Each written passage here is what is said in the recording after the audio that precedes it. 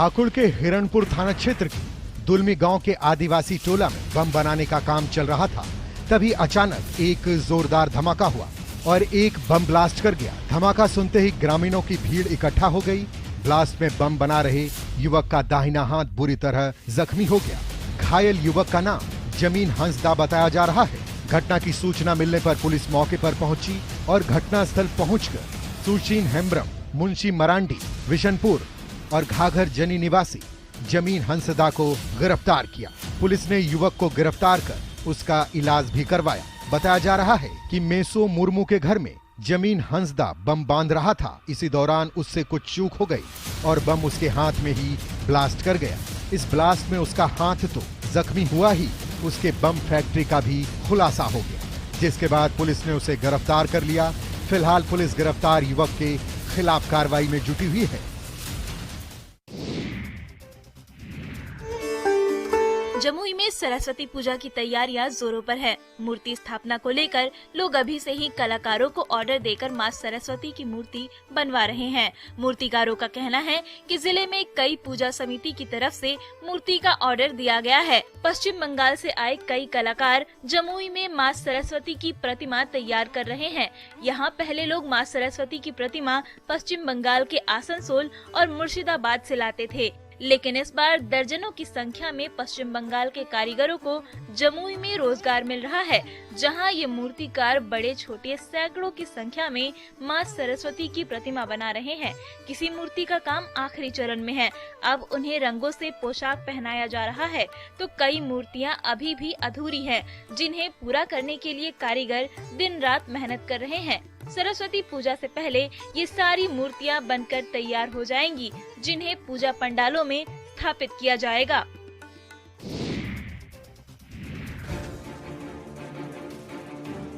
मुंगेर में इन दिनों एक वीडियो काफी तेजी से वायरल हो रहा है, जिसमें कुछ महिलाएं और पुरुष एक घर पर ईंट पत्थर फेंकते दिख रहे हैं। वायरल वीडियो में एक वृद्ध अपनी सुरक्षा की गुहार लगाते दिख रहे हैं। वायरल वीडियो मुंगेर के हवेली खड़गपुर थाना क्षेत्र के मुजफ्फरपुर गांव का बताया जा रहा है।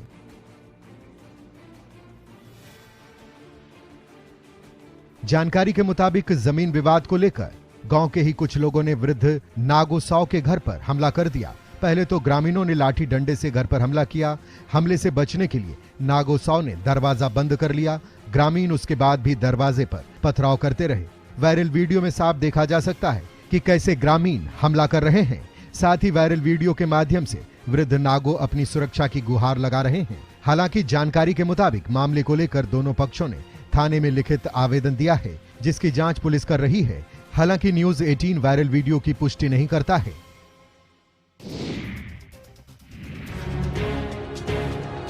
सासाराम के सबराबाद में नेशनल हाईवे पर एक ट्रक और एक कार में भीषण टक्कर हो गई, जिसमें मौके पर ही कार सवार 2 लोगों की मौत हो गई, जबकि एक महिला समेत 3 अन्य लोग गंभीर रूप से घायल हो गए हैं। सभी घायलों को इलाज के लिए सासाराम के सदर अस्पताल ले जाया गया। घटना के बारे में बताया जा रहा है कि ट्रक को पीछे से कार ने टक्कर मार दी। टक्कर इतनी भीषण थी कि कार सवार 2 लोगों की उसी समय दर्दनाक मौत हो गई, जबकि 3 लोगों की हालत नाजुक बनी हुई है। राष्ट्रीय राजमार्ग पर कार्यरत NHAI की टीम ने दोनों मृतकों के शवों को सदर अस्पताल के पोस्टमार्टम हाउस पहुंचाया।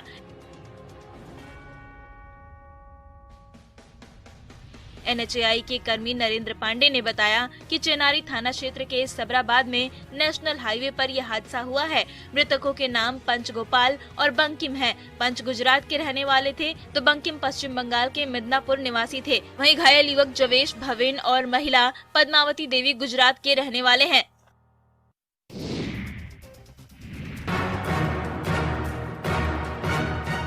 नालंदा जिले के करायब सुराय थाना क्षेत्र के डियावा चौक पर एक बस अनियंत्रित होकर एक दुकान में जा घुसी। जिस समय बस दुकान में घुसी उस समय दुकान में एक बुजुर्ग सो रहे थे। अनियंत्रित बस ने दुकान में सो रहे बुजुर्ग को कुचल डाला, जिससे उनकी मौके पर ही मौत हो गई। जानकारी के मुताबिक चंडी थाना क्षेत्र के कोरथुआ निवासी शिवजी राम अपने भांजे के यहाँ रहकर काम करते थे। वो दुकान में ही रहकर काम करते थे और वहीं सोते भी थे। मंगलवार की देर रात वो हर रोज की तरह अपना सारा काम निपटाकर दुकान में ही सो रहे थे, लेकिन तभी एक बस अचानक अनियंत्रित होकर दुकान में घुस गई। जब तक वो कुछ समझ पाते, रफ्तार ने उन्हें अपनी चपेट में ले लिया और उनकी मौके पर ही मौत हो गई। इस दुर्घटना में दुकान भी तहस नहस हो गई। घटना की जानकारी मिलते ही स्थानीय पुलिस मौके पर पहुंची और मामले की जांच में जुट गई। गोपालगंज में अतिक्रमणकारियों के खिलाफ एक बार फिर प्रशासन ने बुलडोजर चलाकर कार्रवाई की है। फुलवरिया प्रखंड के बधुआ बाजार के लाड़पुर गांव के बीच सरकारी तालाब की जमीन पर प्रशासन ने अतिक्रमण हटाने के लिए अवैध रूप से बनाए गए मकानों पर बुलडोजर चलाया। बता दें कि यहां 14 लोगों ने सरकारी तालाब की जमीन पर अतिक्रमण कर मकान बना लिया था। पक्का मकान बनाए जाने की सूचना पर जिला प्रशासन ने अतिक्रमण हटाने के लिए पहले नोटिस जारी किया था। प्रशासन की तरफ से नोटिस दिए जाने के बाद भी अतिक्रमणकारियों ने सरकारी जमीन को खाली नहीं किया था, जिसके बाद प्रशासन ने बुलडोजर चलाकर अतिक्रमण हटाने की कार्रवाई की है। अतिक्रमण हटाए जाने के दौरान भारी संख्या में पुलिस बल, मजिस्ट्रेट और दमदार अधिकारियों की नियुक्ति की गई थी, ताकि अगर मौके पर कोई अप्रिय घटना हो या न्याय व्यवस्था को भंग करने की कोशिश की जाए तो उस पर तुरंत कार्रवाई की जा सके।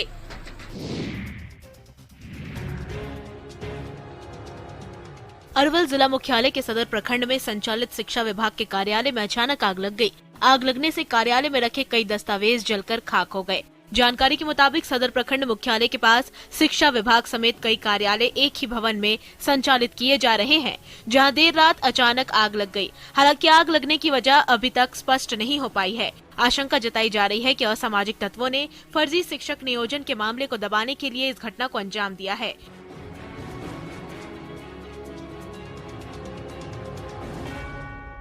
अरवल जिले में शिक्षक नियोजन को लेकर कई बार फर्जी शिक्षकों का मामला भी सामने आ चुका है। 4 साल पहले इस मामले में करपी प्रखंड के प्रखंड शिक्षा पदाधिकारी की हत्या भी की जा चुकी है। ऐसे में आशंका जताई जा रही है कि कार्यालय में रखे दस्तावेजों को जलाने के लिए जानबूझकर ये आग लगाई गई थी। आपको बता दें कि फिलहाल दमकल की गाड़ियों ने आग पर काबू पा लिया है, पर शिक्षा विभाग के कई दस्तावेज जलकर राख हो चुके हैं।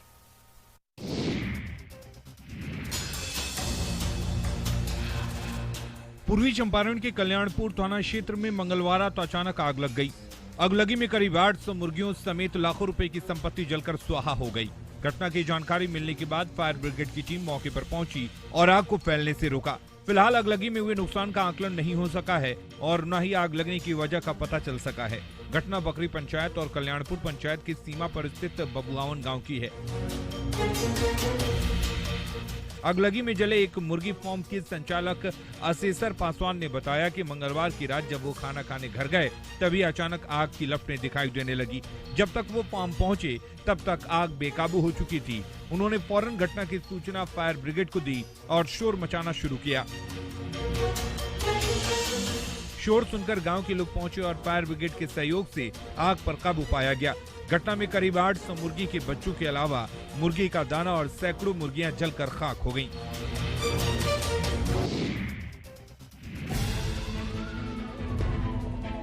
गोड्डा के हटिया चौक के पास अंडे की दुकान में कल देर रात असामाजिक तत्वों ने आग लगा दी। अगलगी की इस घटना में दुकान में रखा सारा सामान जलकर राख हो गया। घटना की सूचना मिलने के बाद मौके पर पहुंची पीसीआर और गश्ती की टीम ने स्थानीय लोगों की मदद से आग पर काबू पाया। पीड़ित दुकानदार राहुल कुमार ने बताया कि असामाजिक तत्वों ने अगलगी की इस घटना को अंजाम दिया है। आपकी स्क्रीन पर दिख रही ये तस्वीर कल रात की है।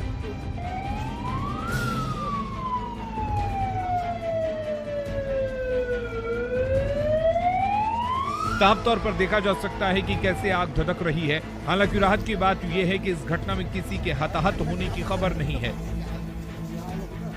जिस समय ये आग लगी उस समय दुकान में कोई मौजूद नहीं था। पीड़ित दुकानदार ने बताया कि इस आगलगी में दुकान में रखी लाखों की संपत्ति जलकर राख हो गई। दुकान में आग लगने के बाद अब पीड़ित परिवार पर रोजी रोटी का संकट मंडराने लगा है।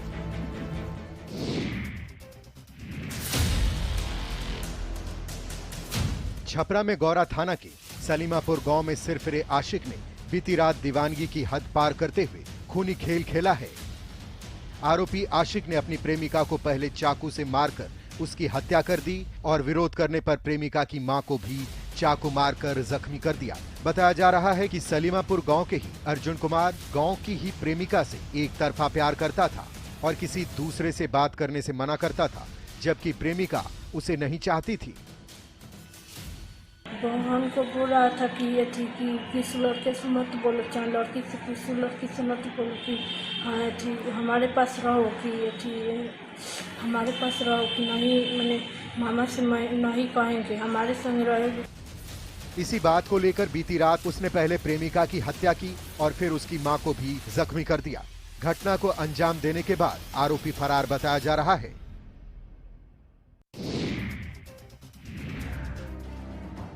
नालंदा के बिहार थाना क्षेत्र के सोगरा स्कूल के मैदान में बुधवार सुबह फंदे से लटका हुआ शव मिलने से सनसनी फैल गई। मृतक कायमपुर का रहने वाला बताया जा रहा है। बता दें कि इस मामले का खुलासा उस वक्त हुआ जब आसपास के लोग मॉर्निंग वॉक और एक्सरसाइज करने के लिए सोगरा स्कूल के मैदान पहुंचे। वॉक पर निकले लोगों को मैदान में लगे लोहे की रेलिंग में एक युवक का शव फंदे से लटका हुआ दिखा, जिसके बाद इसकी सूचना स्थानीय पुलिस को दी गई। स्थानीय लोगों ने आशंका जताई है कि किसी ने उसकी हत्या कर शव को यहाँ लाकर लटका दिया। देखने से लगता है कि ये कोई ला करके यहाँ टांग दिया है। शव को मफलर से रेलिंग में बांधकर लटकाया गया था।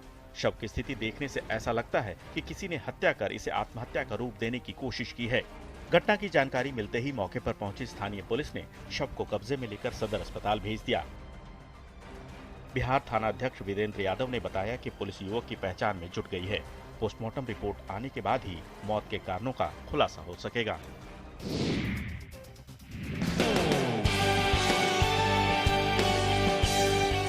रांची में मेधा डेयरी में मेधा दही खाओ इनाम पाओ प्रतियोगिता का आयोजन किया गया। प्रतियोगिता में झारखंड के साथ साथ दरभंगा, अयोध्या और गुजरात से भी प्रतिभागी पहुंचे थे। इस प्रतियोगिता में 3 मिनट के अंदर प्रतिभागियों को ज्यादा से ज्यादा दही खानी थी। सबसे ज्यादा दही खाने वाले को इनाम दिया जाना था। बस फिर क्या, जैसे ही प्रतियोगिता शुरू हुई, लोग झटपट दही अपने मुंह में ठूंसने लगे, एक दूसरे को पछाड़ने की होड़ में लगे रहे। तस्वीरों में देखा जा सकता है कि लोग कैसे दही खा रहे हैं जैसे ये दुनिया का सबसे स्वादिष्ट व्यंजन हो और आज के बाद इन्हें कभी दही नहीं मिलेगी। प्रतियोगिता के अंत में जिसने सबसे ज्यादा दही खाई उसे विनर घोषित किया गया। वहीं मेधा डेयरी के एमडी ने बताया कि बिहार और झारखंड के लोगों को खाना पीना बेहद पसंद है और कोशिश यही है कि उपभोक्ताओं के सामने बेहतर उत्पादों को परोसा जाए।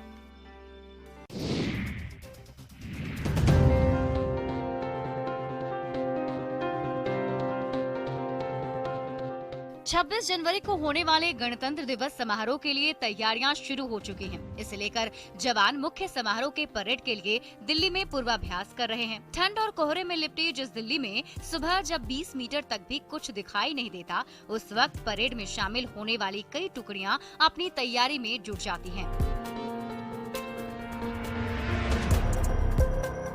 कोहरा ठंड की वजह से भले ही दिल्ली में पारा नीचे है, लेकिन जवानों का जोश बिल्कुल हाई है। अपनी अपनी टुकड़ियों के साथ जवान सुबह सुबह यहाँ पहुँच जाते हैं और उसके बाद परेड की रिहर्सल शुरू होती है।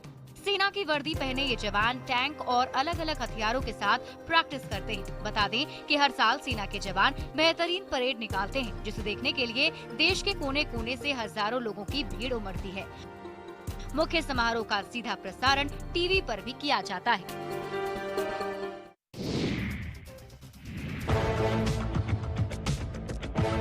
अरवल के करपी में पैक्स किसानों के धान की खरीदारी नहीं कर रहा है। पैक्स ने किसानों की मेहनत से उगाई गई धान की फसल को लेने से इनकार कर दिया और अधिकारियों की मिलीभगत से पैक्स अध्यक्ष बिचौलियों से धान की खरीदारी कर रहे हैं। ऐसे में किसान अपने धान को बिचौलियों के हाथों औने पौने दाम पर बेचने को मजबूर हैं।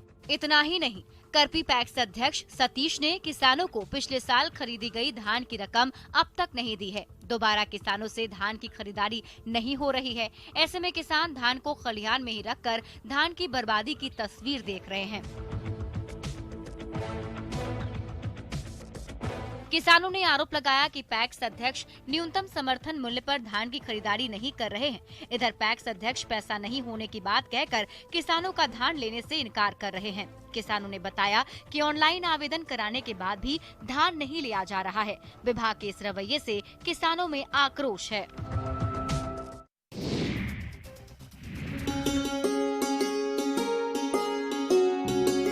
बोकारो के घुटिया टांडा बस्ती में हजारों सालों से चली आ रही मुर्गा उड़ान की परंपरा आज भी जारी है। दामोदर नदी के किनारे स्थित पौराणिक और ऐतिहासिक मंदिर में आज भी इंसानों के खून से देवी मां को भोग लगाया जाता है। स्थानीय लोगों की माने तो यहाँ किसी जमाने में इंसानों की बलि दी जाती थी, लेकिन समय के साथ परंपरा बदली। यहाँ के लोगों के पूर्वजों ने इस परंपरा को कायम रखते हुए समय के साथ बदलाव किया और मुर्गा उड़ाने की परंपरा शुरू की। मुर्गा उड़ाने के दौरान छीना झपटी में इंसान को चोट या खरोच लगने से उसके शरीर से खून निकलता है। इसी खून से देवी माँ को भोग लगाया जाता है। आज भी इस परंपरा को निभाने के लिए क्षेत्र से कई गांव के लोग हजारों की संख्या में जुटते हैं। देवी माँ को नए चावल के पकवान चढ़ाकर पूजा शुरू की जाती है। इस क्षेत्र के अलावा बाहर से भी लोग इस पूजा को देखने और मन्नत मांगने के लिए यहाँ पहुँचते हैं।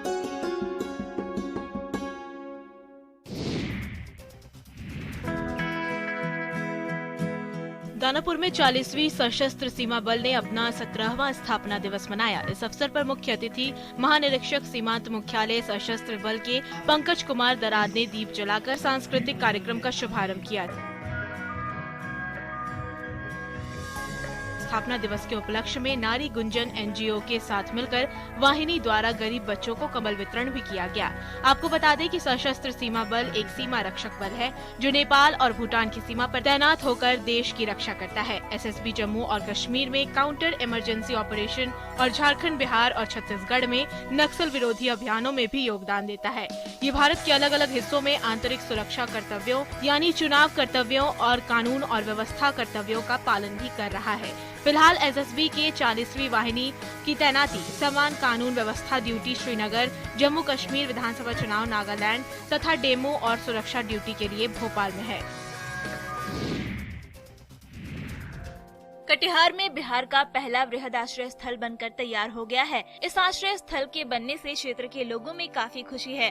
कुछ साल पहले बिहार में बाल गृह और बालिका गृह से जुड़े विवाद सामने आए थे। उसी समय सरकार ने निर्णय लिया था कि अब निजी या भाड़े के मकान से ऐसे सुधार गृह संचालित नहीं होंगे। इसके लिए बिहार के 12 जिलों में समाज कल्याण विभाग के देखरेख में वृहद आश्रय स्थल योजना के तहत सरकारी जमीन पर भवन बनाकर वृहद आश्रय स्थल संचालित करने का प्रस्ताव पास हुआ था। इसी के तहत कटिहार में पहला वृहद आश्रय स्थल बनकर तैयार है। महज 18 महीने में 29 करोड़ की लागत से बेहद शानदार आश्रय स्थल बनकर तैयार हो गया है। जिलाधिकारी ने बताया कि इसका काम लगभग समाप्त हो चुका है और जिला प्रशासन इसी कोशिश में है कि मुख्यमंत्री के 5 फरवरी को प्रस्तावित समाधान यात्रा के दौरान इसका विधिवत उद्घाटन हो जाए। इस आश्रय स्थल में सिर्फ कटिहार ही नहीं बल्कि सीमांचल के साथ साथ और कई जिलों के बच्चों को भी रखे जाने का प्रस्ताव है।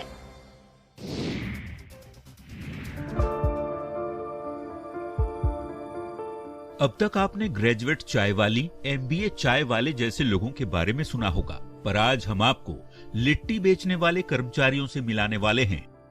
लेकिन ये लोग अपने शौक से नहीं, मजबूरी में लिट्टी बेच रहे हैं। दरअसल रांची की मदर इंडस्ट्री एचईसी कर्मियों की हालत इन दिनों खराब होती जा रही है। 11 महीने से वेतन नहीं मिला है। इसके बाद एचईसी के कई टेक्निकल कर्मचारी परिवार पालने के लिए दूसरा रोजगार करने को मजबूर हो रहे हैं। एचईसी के एफएफपी प्लांट में काम करने वाले राम जन्म शर्मा और मनोज कुमार पारिवारिक मजबूरियों और जरूरतों की वजह से लिट्टी चोखा बेचने को मजबूर हैं। घर का खर्च उठाने और बच्चों के स्कूल की फीस भरने के लिए इन लोगों के पास कोई दूसरा विकल्प भी नहीं है। ऐसे में मजबूरन इन्हें सड़क किनारे ठेला लगाकर लिट्टी बेचनी पड़ रही है। कर्मचारियों की मांग है कि इनका 11 महीने का बकाया वेतन का जल्द से जल्द भुगतान किया जाए।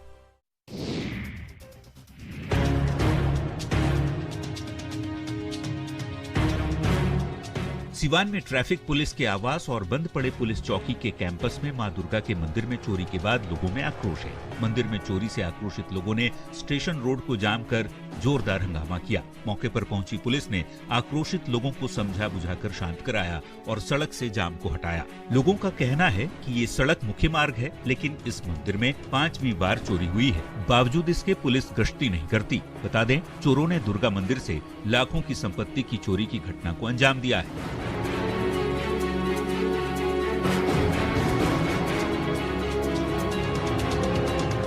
चोरों ने माता के गहने और दान पेटी से लाखों रुपए नकद उड़ा लिए हैं। आक्रोशित लोगों ने मांग की है कि बंद पड़े पुलिस चौकी को स्थायी रूप से बनाया जाए और आरोपियों की जल्द गिरफ्तारी की जाए। फिलहाल पुलिस घटना की जांच में जुटी है, लेकिन 5वीं बार हुई चोरी से पुलिस के खिलाफ लोगों का गुस्सा उबाल पर है।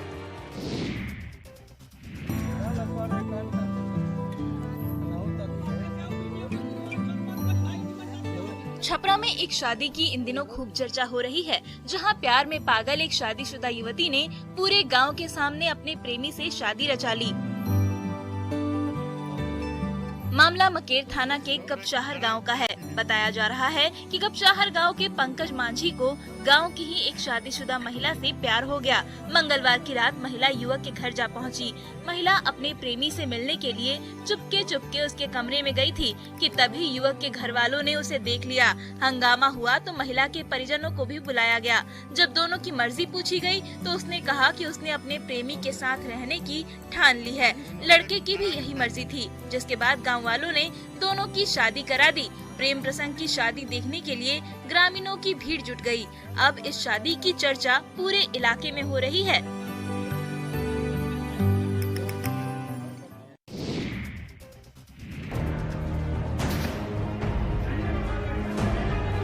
लखीसराय में यूरिया खाद नहीं मिलने से किसान परेशान हैं। खाद की किल्लत को लेकर किसानों का हंगामा जारी है। खाद लेने के लिए सैकड़ों किसान सुबह 4 बजे से ही बिस्कोमान भवन के बाहर लाइन लगाकर खड़े हैं, लेकिन बिस्कोमान भवन में सिर्फ 180 बोरा यूरिया खाद उपलब्ध है। किसानों ने बताया कि इस बार धान की पैदावार अच्छी नहीं हो पाई थी और अब गेहूं की खेती के लिए भी यूरिया खाद नहीं मिल पा रहा है। बिस्कोमान भवन में मात्र 180 बोरा यूरिया खाद ही बचा है, जबकि किसानों की लंबी कतार देखी जा रही है। यूरिया खाद नहीं मिलने से किसान काफी निराश हैं। खाद को लेकर लगातार किसान हंगामा कर रहे हैं। वहीं बिस्कोमान प्रबंधक बताते हैं कि भीड़ के कारण खाद बांटने में काफी परेशानी हो रही है। साथ ही किसानों की संख्या के मुकाबले खाद बहुत ही कम उपलब्ध हो पाया है। ऐसे में सभी किसानों को खाद दे पाना प्रबंधन के लिए चुनौती बन गया है।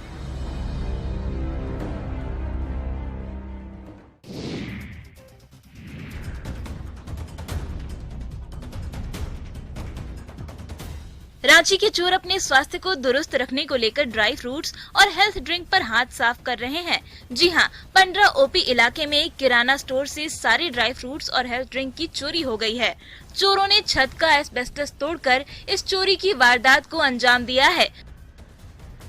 चोरों ने पंडरा ओपी इलाके में एक किराना स्टोर और मोटर पार्ट्स की दुकान को निशाना बनाया, जहां मोटर पार्ट्स की दुकान में रखे कैश, जबकि किराना स्टोर से नकद समेत ड्राई फ्रूट्स और प्रोटीन हेल्थ ड्रिंक पर हाथ साफ कर लिया। घटना की जानकारी पुलिस को दे दी गई है। स्थानीय दुकानदारों का कहना है कि आए दिन इस इलाके में चोरी की वारदात होती रहती है।